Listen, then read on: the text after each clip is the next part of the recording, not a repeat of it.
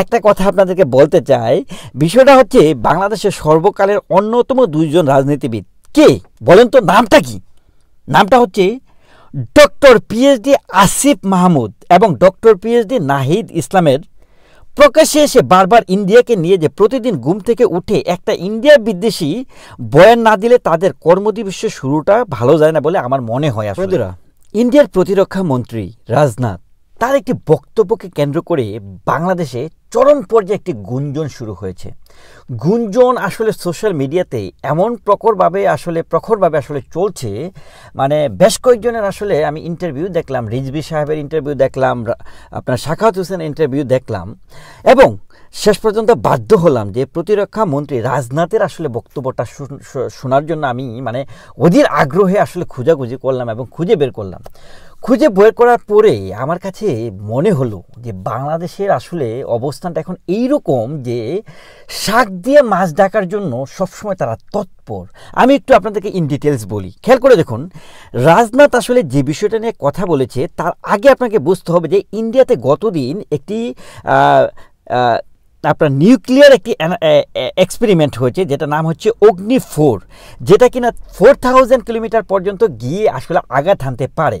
তো এটা সাকসেসফুলি ডান হলো আসলে গতদিন, সে নিউজটা দেখলাম। এবং আজকে রাজনাথ যখন কথা বললো তার প্রথম কথাটাই ছিল যে বহির্বিশ্বে যেভাবে এখন আনস্টেবিলিটি দেখা যাচ্ছে, আপনারা যদি খেয়াল করে দেখেন যে ইউক্রেন এবং রাশিয়ার দ্বন্দ্বটা আসলে কিন্তু এখন নেটো এবং রাশিয়ার সীমান্তে কিন্তু এক ধরনের একটি তৎপরতা চলছে। আর যে কারণে রাশিয়া পুতিন কিন্তু খুবই অ্যাক্টিভলি একটা কথা এখন বারবারই আসলে ফ্রন্টে নিয়ে আসছে, সেটা হচ্ছে যে নিউক্লিয়ার যে ওয়ারের যে রুলস রেগুলেশন বা নিয়ম কানুনগুলোকে এখন চেঞ্জ করতে হবে, এই বিষয়গুলো নিয়ে কিন্তু কথা বলছে। এখন রাজনাথ যে কথাটা বলছে সে বলতে চাচ্ছে যে এই যে পরিস্থিতি চারদিকে, এবং ইন্ডিয়াতে যখন নরেন্দ্র মোদী এবার যখন দায়িত্ব নেওয়ার পরে আপনারা দেখবেন ব্যাক টু ব্যাক 4 বার কাশ্মীরে কিন্তু জঙ্গি হামলা হয় এবং বেশ কিছু নিরীহ মানুষের কিন্তু আসলে মৃত্যু হয়। অন্যদিকে রিসেন্টলি ইন্ডিয়াতে আরেকটা বোমা হামলা হয়। সো ওভারঅল কিন্তু ইন্ডিয়ার মধ্যে একটি চরম পর্যায়ের কিন্তু একটি আনস্টেবিলিটি দেখা যাচ্ছে। কোন ক্ষেত্রে? যে জঙ্গি তৎপরতার ক্ষেত্রে কিন্তু তারা কিন্তু এই জিনিসগুলো ফেস করছে। অন্যদিকে বাংলাদেশের যে একটা আনস্টেবিলিটি, বাংলাদেশের যে অন্তর্বর্তীকালীন সরকার দায়িত্ব গ্রহণের পরে যে কমপ্লিটলি যে আইনশৃঙ্খলা বাহিনীর যে একটি কমপ্লিটলি নিষ্ক্রিয় ভূমিকা, সেটাকে কেন্দ্র করে পুরোপুরিভাবে ব্যর্থ হওয়ার যে বিষয়টাকে কেন্দ্র করে আসলে এখানে কিন্তু সে একটা কমেন্টস করেছে যে তাদের সেনাবাহিনী বা নৌবাহিনী এবং বিমান বাহিনী তাদেরকে বলেছে যে তোমাদেরকে সবসময় সচেষ্ট থাকতে হবে, অ্যাক্টিভ থাকতে হবে, যেন কোনো প্রতিকূল সিচুয়েশন কেউ যেন ইন্ডিয়ার ভিতরে যে শান্তি শৃঙ্খলাটাকে যেন বিঘ্নতা না ঘটায়। আর সেটাকে আসলে এখন ডাইভার্ট করে চারদিকে আসলে বিভিন্ন ধরনের মত পোষণ করছে। বাংলাদেশে নাকি সেনাবাহিনী পাঠিয়ে দেবে, ইন্ডিয়ার সেনাবাহিনী এসে এরা অ্যাটাক করবে। একটা ফাইজলামের একটা সীমা আছে। একটা কথা আপনাদেরকে বলতে চাই, বিষয়টা হচ্ছে বাংলাদেশের সর্বকালের অন্যতম দুইজন রাজনীতিবিদ কে বলেন তো, নামটা কি?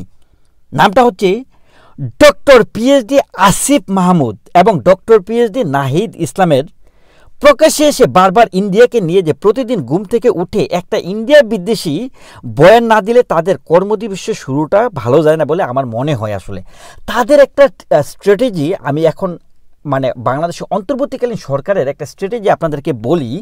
তাদের একটা স্ট্র্যাটেজি হচ্ছে বাংলাদেশের আইনশৃঙ্খলা অবস্থা একদমই ধূলিসাৎ, কর্মসংস্থান একদমই ধূলিসাৎ, অর্থনৈতিক অবস্থা তাদের সময়ে গত 1 মাসে একদমই ধূলিসাৎ। তারা এই বিষয়গুলোকে ফোকাস করছে না।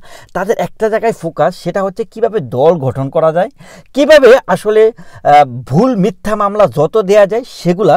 এবং অন্যদিকে যদি আপনি খেয়াল করে দেখেন, এই বিষয়গুলোকে ঢাকার জন্য আপনাদের কিন্তু নতুন নতুন টপিক লাগবে। যেমন মনে করেন যে একটা টপিক হচ্ছে এখন ইন্ডিয়াতে রাজনাথ কি বলল, এই টপিকটাকে বাংলাদেশের সকল মানুষের মধ্যে একটা ভীতি সৃষ্টি করা বা একটা চাঞ্চল্য রাখা, এই জিনিসগুলো কেন করা হচ্ছে? যেন বাংলাদেশের অন্তর্বর্তীকালীন সরকারের যে ব্যর্থতাগুলা, যে আইনশৃঙ্খলা, কর্মসংস্থান, দ্রব্যমূল্য, এগুলার যে একটা আনস্টেবিলিটি, সেটাকে ঢাকার জন্য তারা প্রতিনিয়ত একটা টপিক বের করবে। যেমন বন্যার সময় প্রথমেই 2 বন্ধু মিলে যে ডক্টর পিএইচডি নাহিদ এবং আসিফ মাহমুদ সবার আগে আসলে বয়ান দিয়ে দিয়েছে যে এই ইন্ডিয়ায় কাজ করেছে, তাদের এগেনস্টে কথা বলা শুরু শুরু করেছে এবং তাদের যে বাংলাদেশের যেই জায়গাগুলোতে তাদের অবস্থান সেখানে গিয়ে ঘেরাও দিতে হবে, তা একটা প্রতিবাদ, একটা বিদ্রোহ গড়ে তুলতে হবে। মানে একটা আনস্টেবল সিচুয়েশনকে কীভাবে আসলে মূল ঘুরিয়ে অন্যদিকে নিয়ে যায় সেটার জন্য কিন্তু আমাদের সমন্বয়কারী উরুফে জামাত ইসলাম ছাত্র শিবির এবং জঙ্গি সংগঠনের সাথে সম্পৃক্ত যে দলগুলো তাদেরকে রিপ্রেজেন্টেটিভ হিসেবে সমন্বয়কারীরা এই বিষয়ে আসলে তৎপর। তো আমার কাছে মনে হয় যে এই যে রাজনাথের বক্তব্যটা নিয়ে বাংলাদেশের যে গুঞ্জন, সেখানে সবচেয়ে বড় চমৎকার দুটি কমেন্টস আমি দেখলাম। সাকাত হোসেন দুটা কথা বলেছে। একটা কথা আমার কাছে মানে চরম পর্যায়ে আমার কাছে মনে হয়েছে যে আসলে বর্তমানে আসলে রাজনাথের বক্তব্যটার পরে বা এই অবস্থানে কি হতে পারে, সর্বোচ্চ কি হতে পারে, সে বিষয়টা আপনাদেরকে লাস্ট মেসেজটা আমি দিই। উনি বলেছে যে বিভিন্ন কনটেক্সট থেকে যে রাজনাথ কথা বলেছে তার মধ্যে একটা ব্যাপার ঘটতে পারে, উনিও মনে করছে যে বিএসএফ এবং বিজিবির অ্যাক্টিভিটিসটা এমন হতে পারে যে বর্ডারে দেখা যাবে যে একটু আনস্টেবিলিটি দেখা যেতে পারে, যে বিএসএফ এবং বিজিবির মধ্যে সর্বোচ্চ এটাই হতে পারে, এর বেশি কিছু না। আমার কাছেও সেটাই মনে হয়, এর বাইরে আমার কাছে আর কোনো কিছু মনে হয় না। এখন নাহিদ স্যার কি বললো আর আসিফ স্যার কি বললো সেটা আসলে দেখার জন্য আমি বসে আছি। আপনাদের দৃষ্টিভঙ্গিকে অবশ্যই কমেন্টস করে জানাবেন। আপনারা ভালো থাকবেন। Thank you so much.